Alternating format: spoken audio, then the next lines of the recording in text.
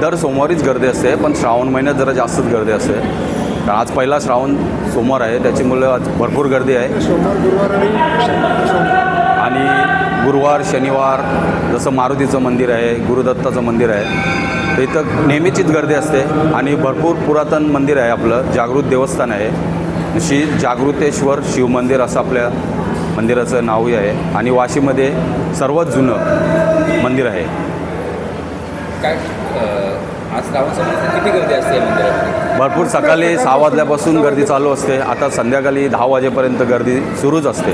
जशी वेळ भेटेल तशी लोक येत असतात. काय ख्याती आहे मंदिराची? मोठी ख्याती काय? मोठी ख्याती म्हणजे हे जागृत देवस्थान आहे आणि नवसाला पावणारं श्री जागृतेश्वर.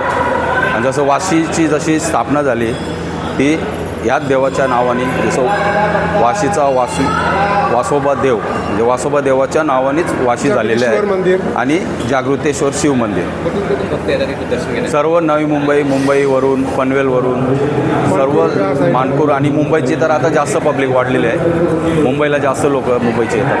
नाव काय तुमचं? सुधाकर भोईर. पद काय? मी भक्तही आहे आणि उत्सव कमिटीमध्ये पण आहेत. असल्यामुळे आम्हाला सेवा करायची संधी भेटते दरवर्षी. आणि दर सोमवारीच असतो आम्ही. दर गुरुवारी शनिवारी जास्त वेळ देवाला म्हणजे देतो आम्ही जास्त.